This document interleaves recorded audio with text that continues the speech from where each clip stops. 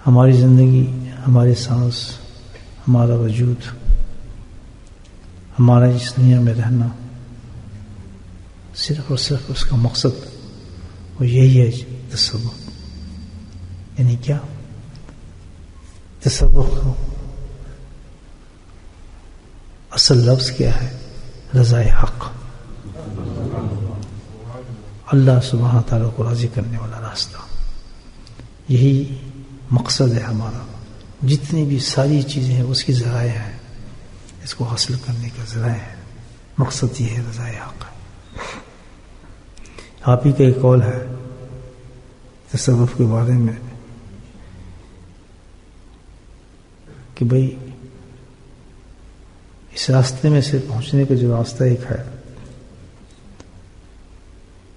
وہ شیخ ہے، لیکن ساتھ میں بہت ہی قیمتی نقطہ بیان فرمایا، اس کا جواب بھی دیا. کہنے لگے، فرماتے ہیں کہ شیخ جو ہے یعنی بیت ہونا، شیخ کے پاس ہم کیوں جاتے ہیں؟ بیت کے لیے.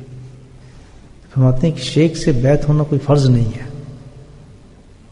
یہ کوئی فرض نہیں ہے کہ آپ کسی شیخ سے بیت ہو، لیکن اصلاح نفس فرض ہے. سبحان اللہ، سمجھے بات؟ بیت ہونا تو فرض نہیں شیخ کے پاس جانا، لیکن اصلاح نفس جو ہے، نفس سے ثابت ہے کہ کیا ہے؟ یہ فرض ہے. تو اصلاح نفس بغیر شیخ کے ہو نہیں سکتی، تو اس لیے شیخ کے پاس جانا بھی فرض ہو گیا. مثال کے طور پر آپ گوشت لینے جاتے ہیں تو گوشت کے لیے گوشت کی دکان پہ جانا ضروری ہے، لیکن ویسے گوشت کی دکان پہ جانا تو ضروری نہیں ہے. گوشت تو وہیں سے ملے گا نا. اسی طرف ہمیں کہ فرض تو نہیں ہے، لیکن اصلاح نفس فرض ہے، اور اصلاح نفس ہی مقصود ہے ہمارا اس بحث سے. اب وہ بجز شیخ کے حاصل نہیں ہوتی. جب تک شیخ نہیں ہوگا آپ کو اصلاح نفس نہیں ہو سکتی، اور شیخ کے ذریعے اصلاح نفس ہوتی ہے. اس کے بارے میں آپ نے ایک ٹرم یوز کیا، استفادہ حاصل کرنا شیخ سے. بڑی چیز ہے استفادہ، یعنی فائدہ حاصل کرنا، نفع لینا ایک مرید کو اپنے شیخ سے. مین چیز اب یہ ہے کہ جب انسان کسی شیخ کے پاس جائے تو کیا وہ اس سے پورا فائدہ پہنچ رہا ہے، اس کو منافع لے رہا ہے اس شیخ سے یا نہیں لے رہا. That's the important thing. کس چیز کا؟ دو چیزیں ہوں گی تو اس کو مکمل اس کو فائدہ پہنچے گا. پہلی چیز نیت رضائے حق ہونی چاہیے. سبحان اللہ. کوئی اور اس کے سامنے کوئی نیت نہ ہو، بس کس لیے آ رہے ہیں اس کے پاس؟ اللہ کو.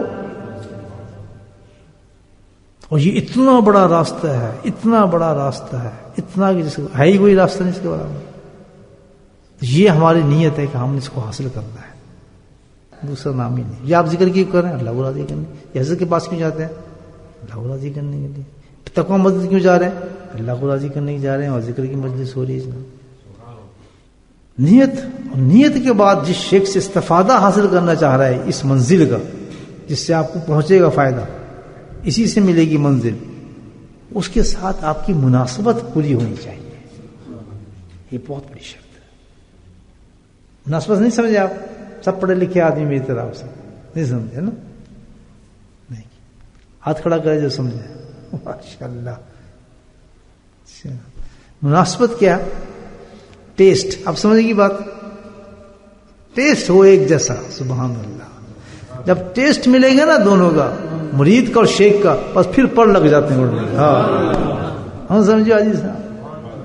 اس کی ایک نشانی بتائیے بڑی سی کہ ٹیسٹ کا انسان کو پتہ چلتا ہے کہ مناسبت اس کی اپنے شیخ کے ساتھ ہے یا نہیں. سبحان اللہ. کہ کتنی بھی ناگوار چیز، ناگوار سمجھتے ہیں ایکسپٹیبل، کہ کوئی بھی چیز جو قبول نہ ہونے والی ہو اس کو ناگوار کہتے ہیں نا. جو طبیعت بوجھ بنے، بھاری بنے، قبول نہ ہو، بری لگے.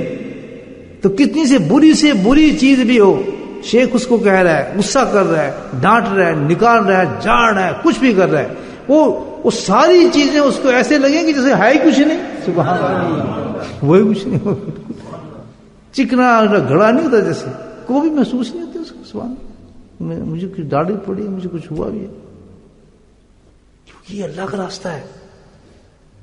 اللہ کے راستے پہ چلنے والے مدہوش رہتے ہیں. سبحان اللہ.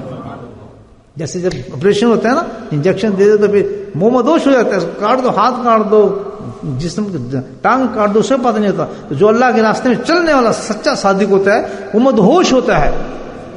اس کو پتہ نہیں کہ گالی پڑی, مجھے کیا پڑی, بس ایک دنیا ہی چلے جا رہے ہیں دیوانے. سبحان اللہ. خیال یار سے وابستہ خود سے بیگانے. اگر یہ شعر سمجھ جائیں آپ تو بہت عمدہ شعر ہے, لکھنوی انداز میں ہے یہ. کیا کہا میں نے؟ ہاں, خیال یار سے وابستہ خود سے بیگانے, بس ایک دھن ہے چلے جا رہے ہیں دیوانے. ہائے ہائے, بس اللہ کی دھن ہے, آدمی پاؤں رستے پہ چلا ہی جا رہا ہے. صبح ہو رہی جا رہے ہیں ذکر, شام ہو رہی ذکر پہ جا رہے ہیں, پیچھے پیچھے شیخے لگے ہیں جیسے کتا لگتا ہے نا اپنے مالک کے پیچھے. کتے سے بڑا کتا ڈھانٹ رہا ہے, کچھ کر رہا ہے, جھاڑ رہا ہے, یوں کر رہا ہے. اب یہ ہے نا ایک تو اصل چیز, اور ایک جس کی مناسبت نہیں ہوتی نا اس کے کان لال ہو جاتے ہیں تھوڑی دیر میں.